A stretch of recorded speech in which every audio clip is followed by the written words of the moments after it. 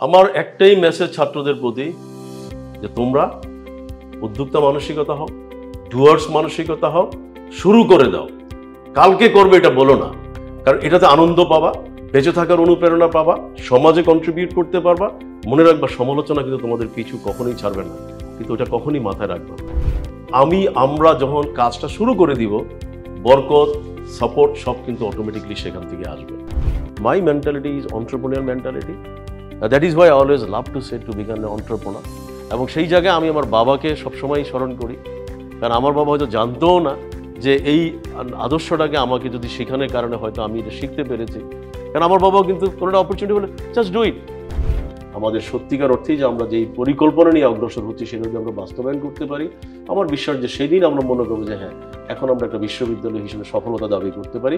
কারণ আমাদের ছাত্রছাত্রীরা রিক্রুট করার জন্য ইন্ডাস্ট্রি কিন্তু বসে থাকছে, অ্যাডভান্স বুকিং দিচ্ছে, এবং কোনো ছাত্রছাত্রী বেকার নাই।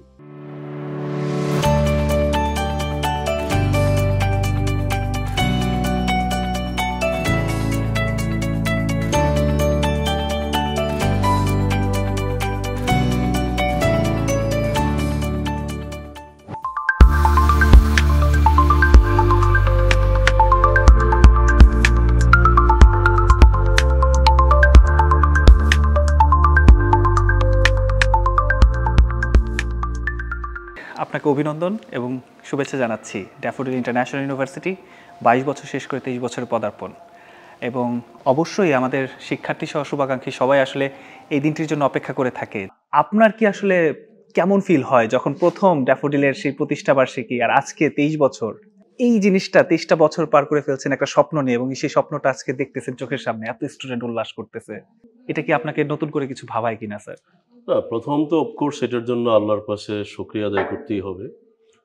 এবং দ্বিতীয় যেটা হলো যে আগে আমাদের ফাউন্ডেশন ডেগুলো কিন্তু উদযাপন করা হয়তো খুব কালারফুললি, মানে যেটা আমরা বলি যে অনেক নাম করা ব্যান্ড সঙ্গীতকে আমরা নিয়ে আসতাম, বিভিন্ন রকমের উচ্ছ্বাস প্রকাশ করে কিন্তু আমরা ফাউন্ডেশন ডেগুলি পালন করে আসছি।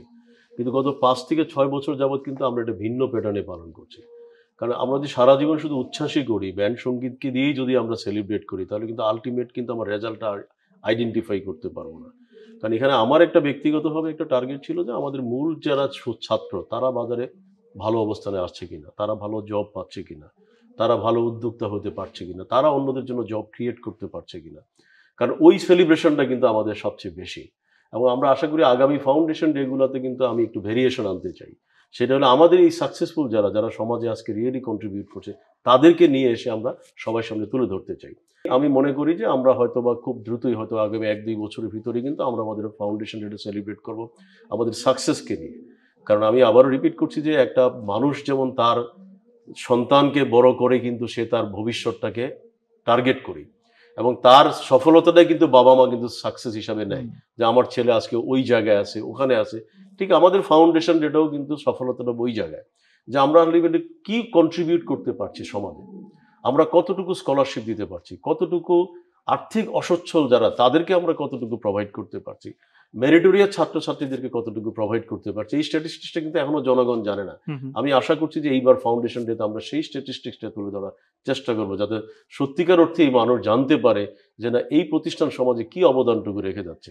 একইভাবে আমরা যখন এই ক্যাম্পাসে আসি তখন কিন্তু লাল মাটি, অনেকেই হয়তো আমাকে নিয়েও কৌতুক করেছে যে এখানে একটা ক্যাম্পাস কিভাবে হবে, তাই না? কিন্তু সেই কৌতুকটাকে আমরা কিন্তু পাত্তা না দিয়ে, যেটাকে আমরা বলি আমল না দিয়ে, আমরা কিন্তু একটা চমৎকার ক্যাম্পাস উপহার দিয়েছি, যেখানে আমরা এখন বলছি ড্যাফোডিল স্মার্ট সিটি। আমরা এখানে কিন্তু ফুল টাইম ডক্টর ফেসিলিটি করেছি, একটা মেডিকেল সেন্টার করেছি, ভিতরে মনে সম্ভবত 12 থেকে 13টা প্রতিষ্ঠান আমাদের কাজ করছে, যেগুলো অনবরত ছাত্রছাত্রীদেরকে সহযোগিতা দিয়ে যাচ্ছে। এবং যেই কারণে হচ্ছে কি একটা চমৎকার ইকোসিস্টেম আমরা ডেভেলপ করতে সক্ষম হয়েছি, যাতে করে কোনোভাবেই ছাত্রছাত্রীদেরকে বাইরে যেতে না হয়। আমরা এখানে থেকে ফাইন্যান্সিয়াল সাপোর্ট দিচ্ছি, হেলথ সাপোর্ট দিচ্ছি, কেনাকাটার সাপোর্ট দিচ্ছি, সুন্দর খেলাধুলার পরিবেশ দিচ্ছি।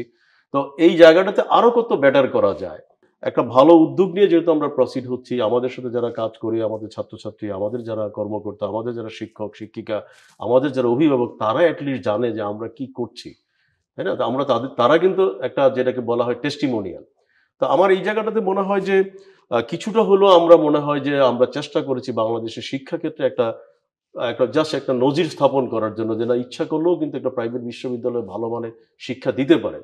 এবং প্রতিনিয়ত কিন্তু আমরা কোর্স কারিকুলামগুলো আপডেট করছি, এবং আরো আপডেট করতে হবে। কারণ আমার ব্যক্তিগত স্বপ্ন তখনই সাকসেসফুল হবে, যেটা আমি সবসময় বলি, যেদিন দেখবো যে আমাদের ছাত্রছাত্রীদেরকে অ্যাডভান্স বুকিং দিচ্ছে যে তুমি কবে পাস করবা, তুমি পাস করে এসে আমার কোম্পানিতে এই পজিশনে তুমি জয়েন করবা, সেদিন আমি মনে করি যে ইয়েস, এটা হবে আমার সত্যিকার অর্থে সফলতা। তার কারণ হচ্ছে আমার সুন্দর বিল্ডিং করলাম, আমি সুন্দর সেট আপ করলাম, আমি ভালো ভালো স্যালারি দিলাম, ছাত্রদের কাছ থেকে অনেক বেশি টিউশন ফি নিলাম, কিন্তু আলটিমেটলি আমার ছাত্রদেরকে রিক্রুট করার জন্য কিন্তু বাজার থেকে কিন্তু অ্যাডভান্স বুকিং না আসার অর্থ হলো যে আমি ভালো প্রোডাক্ট বা যেটাকে আমরা বলি আউটপুট আমি বাজারে দিতে পারছি না। তো সব মিলিয়েই কিন্তু আবার একটা কথা কিন্তু মানতেই হবে, যেমনিভাবে আমি যখন ছোট ছিলাম তখন আমি তো হাঁটি হাঁটি পা করে হেঁটেছি, তাই না? তখন কিন্তু আমি চাইলেও কিন্তু অনেক কিছু লোড নিতে পারতাম না, আমার সামনে কিন্তু তখন সম্ভব ছিল না। তো মানুষ কিন্তু পর্যায়ক্রমিকভাবে কিন্তু আর লোডটা নেয়। তো সেখানেও আমার কাছে মনে হয় যে 22 বছর পার হয়ে আমরা আজকে একটা ভালো অবস্থানে এসে পৌঁছেছি। আমার বিশ্বাস যে আর অল্প কয়েক বছর ভিতরে যদি আল্লাহ পাক আমাকে বা আমাদেরকে বাঁচিয়ে রাখে, আমাদের সত্যিকার অর্থেই যে আমরা যেই পরিকল্পনা নিয়ে অগ্রসর হচ্ছি সেটা যদি আমরা বাস্তবায়ন করতে পারি, আমার বিশ্বাস যে সেদিন আমরা মনে করবো যে হ্যাঁ, এখন আমরা একটা বিশ্ববিদ্যালয় হিসেবে সফলতা দাবি করতে পারি। কারণ আমাদের ছাত্রছাত্রীরা রিক্রুট করার জন্য ইন্ডাস্ট্রি কিন্তু বসে থাকছে, অ্যাডভান্স বুকিং দিচ্ছে এবং কোনো ছাত্রছাত্রী বেকার নাই। যখন 90-এর দশকে সবুর খান স্যার উদ্যোক্তা হিসেবে আসলেন, তারপর 2002 সালে ড্যাফোডিল ইন্টারন্যাশনাল ইউনিভার্সিটি, এছাড়া এর আগে ডিআইআইটি, এছাড়া বিভিন্ন কনসার্ন আছে আপনার। কিন্তু আমার কাছে সবচাইতে জানার বা আমাদের ড্যাফোডিল ইন্টারন্যাশনাল ইউনিভার্সিটির শিক্ষার্থীদের কাছে জানার আগ্রহ জাগে ওই ধানমন্ডি ক্যাম্পাস থেকে যখন আপনি চিন্তা করেছেন আশুলিয়া এই বিরুলিয়ার মতো অঞ্চলে লালমাটিতে একটা শিক্ষা নগরীর মতো ড্যাফোডিল স্মার্ট সিটি প্রতিষ্ঠা করবেন। এটা কি শুধুমাত্র রিস্ক টেকার একজন সবুর খান স্যারের প্রতিচ্ছবি হবে, নাকি পেছনে আরো বড় ভিশনারি ছিল? বিকজ আমরা দেখছি দিনকে দিন এটা ডেভেলপ আমি হচ্ছে। একটা কথা বলবো যে আমি সবসময় উদ্যোক্তাতে এনকারেজ করি, এটা নিয়ে হয়তো অনেকে অনেক কথা বলে, কিন্তু আমি উদ্যোক্তাকে এনকারেজ করার পিছনে মূল কারণটাই হচ্ছে একজন মানুষ যদি উদ্যোক্তা মানসিকতা হয়, কারণ অন্টারপ্রেনিউর মাইন্ডসেট যেটাকে আমি বলি, অন্টারপ্রেনিউর মাইন্ডসেট হলে কিন্তু সে উদ্যোক্তা না হলেও কিন্তু সে সাকসেসফুল। সে যেই জায়গায় কিন্তু তার উদ্যোক্তা মানসিকতাটা থাকবে। তো উদ্যোক্তা মানসিকতার কিন্তু একটা বড় জিনিসটা কি হচ্ছে, যেটাকে আমি সবসময় বলি, আমরা কি করি, আমরা কিন্তু বলি যে আমি ট্রেনিং করব, আমি পরিকল্পনা গ্রহণ করব, আমি এটা নিয়ে একটা ব্রেইন স্টর্মিং সেশন করব, এটা নিয়ে আমি একটা মিটিং কন্ডাক্ট করব, আমার উদ্দেশ্যটা কি, আমি এই কাজটা করতে চাই। তার মানে কাজটা হচ্ছে 5%, আমি 95% সময় ব্যয় করছি হচ্ছে প্ল্যানিং, মানে বিভিন্ন রকমের পরিকল্পনা সেটা নিয়ে, which is I am also completely reverse. আমি কিন্তু 5% সময়কে আমি উল্টো 95% নিয়ে আসছি, I am just do it. আমার কোনো একটা কাজ পড়ে গেল, জাস্ট ডু ইট। আমি যখন ড্রিমটা দেখেছি, দিস ইজ ট্রু, যে আমি নিজেও জানতাম না আমার ক্যাম্পাসটা এত সুন্দর হবে। তাহলে হয়তো অনেকে প্রশ্ন করতে পারে যে আপনি যদি নাই জানতেন তাহলে এই পরিকল্পনাটা কিভাবে হলো? আমি তাহলে উত্তরটা কি দিলাম, I always keep in mind entrepreneur mind. তার মানে হচ্ছে কি, এই জায়গাটাতে আমি সবসময় যেটা মনে করি, just my mentality is entrepreneur mentality. That is why I always love to say to become A entrepreneur. এবং সেই জায়গায় আমি আমার বাবাকে সবসময় স্মরণ করি, কারণ আমার বাবা হয়তো জানতও না যে এই আদর্শটাকে আমাকে যদি শেখানোর কারণে হয়তো আমি এটা শিখতে পেরেছি। কারণ আমার বাবাও কিন্তু কোনো একটা অপরচুনিটি হলে জাস্ট ডু ইট। তো এই জন্য আমি সবসময় বলবো যে অপরচুনিটি কখন আসবে এটা কিন্তু আমরা কেউ জানি না। তা আমি যদি বলি আমি নিজেও জানতাম না আল্লাহ পাক আমাকে এই অপরচুনিটি এখানে দিবে, তার মানে just do it and you to start it. Don't waste your time for making the only the planning, rather do it and then try to implement your planning. যদি আপনাকে বলি যে 2050 সালে বাংলাদেশের অর্থনীতির কোন একটা মাইল ফলক বা কোন একটা জিনিস আপনাকে কল্পনা করতে, কোন জিনিসটাকে আপনি প্রথমে হাত দিবেন অর্থনীতির উন্নয়নের জন্য, অর্থনীতির চাকা ঘোরানোর জন্য? আমাদের কিন্তু দুইটা জায়গায় সবচেয়ে বড় দুর্বলতা, একটা হচ্ছে স্কিল। আমাদের পিপল কিন্তু মেরিটোরিয়াস, কোনো সন্দেহ নাই, কিন্তু দুর্ভাগ্য হলো আমাদের মূল শিক্ষা ব্যবস্থাটাতে কিন্তু স্কিলকে প্রাধান্য দেওয়া হয় না, প্রাধান্য দেওয়া হয় সার্টিফিকেটকে। সো আমি অর্থনৈতিক চালিকা শক্তি যদি মূল জায়গায় বলি, আমি প্রথমেই দায়িত্ব বলবো যে প্রত্যেকটা লোকের স্কিলকে এনশিওর করা। দ্বিতীয় যেটা হচ্ছে যে আমি স্কিল যদি আমি এনশিওর করতে পারি তাহলে আমার সুবিধাটা হলো আমার কর্মসংস্থান কিন্তু 100% আমার হবে। কর্মসংস্থান ইন অ্যান্ড আউট। আমি কোথাও কিছু লোককে আমি এখানে কর্মসংস্থান করতে পারবো, কিছু লোককে আমি বাইরে কর্মসংস্থান করতে পারবো। সুতরাং বাংলাদেশের অর্থনৈতিক ইকোনমিতে আমাকে কিন্তু প্রথমেই যে কাজটা করতে হবে, প্রত্যেকটা লোককে আমার কিন্তু আলটিমেটলি কর্মসংস্থানের বন্দোবস্ত করতে হবে, যাতে করে সে তার নিজের পায়ে দাঁড়ায়। এবং আমি যদি এই প্যাটার্নটাকে নিয়ে আসতে পারি যে কেউ যে কর্ম করবে না, যে কর্ম করবে না সে হচ্ছে সমাজের সবচেয়ে ঘৃণিত ব্যক্তি, তাহলে কিন্তু সমাজে কিন্তু এই আজকের যে বৈষম্য বা সমাজে কিছু লোক কিন্তু কাজ করে, কিছু লোক কাজ করে না, সারাদিন বসে সে অন্যের সমালোচনা করে করে সে তার জীবনটা পার করে, সে কিন্তু তার জীবনের মূল্যবান সময়টা সে পার করছে।